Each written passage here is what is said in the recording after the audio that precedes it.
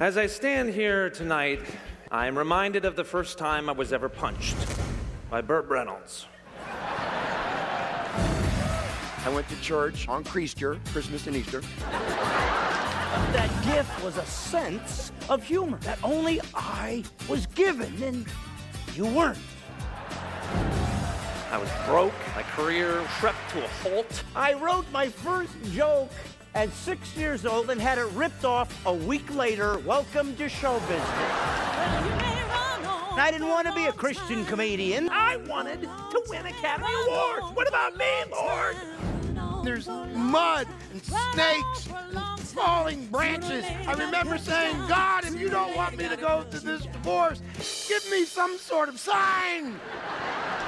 You said you were leaving, took me by surprise. You said you were leaving, I thought it was a lie. Now the teardrops are falling all down my eyes. Why not take a drink? I mean, Jesus' first miracle was turning water into wine. I think if you believe God himself told you to do something and you don't listen, you're an idiot! When you don't know where God is, God says, you walk the way. I'm just waiting for you to come home. So basically, we've been working on this cool one-man comedy show with 3 guys and a woman called Run On. There's this great quote that it kind of came out of by Mark Twain that says, when I was a boy of 14, my father was so ignorant I could hardly stand to have the old man around. But when I got to be 21, I was astonished at how much he had learned in 7 years. What I like about this show is that you have 3 different stories, 3 different perspectives, and no matter what side of the street you grew up on or your story is, at the end of the day, we all need God's grace and we all need God's forgiveness.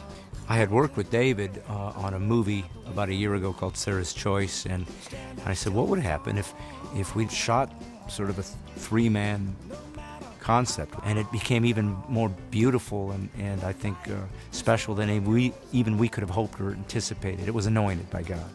I guess for the numerous fans that I've created over the years as Brad Stine the comic, they get to see Brad Stine, the man, flawed, broken, human. What you saw really is my story. I was married. I had an incredibly life-changing situation. And as a stand-up comedian, I always talk about what's going on in my life. I bring to the stage what's happening. So I couldn't help but talk about this.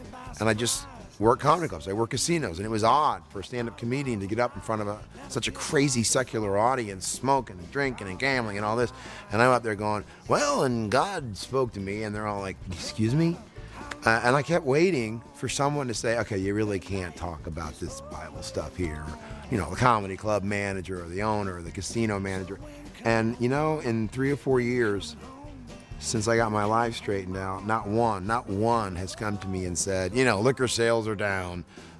Stop talking about God. Stop talking about God's idea of what a man and a woman should be doing when they're married. Stop talking about that because it's killing our business. It hasn't happened once. As a matter of fact, I am amazed at the type of people that come up to me after one of these shows and are like, thank you, you know? And to me, that's worth it, you know? And they're like, yeah, okay, cool, you're getting this. So this is a message that can be heard in a lot of different places. Run On. Run On. A comedy with errors. Who would have thought pain could be this funny? Run For On. so long. Right, or laborious. Run On. You left me in June, now it's January. Thought this thing was only temporary. I've been waiting out the window, stand at the telephone.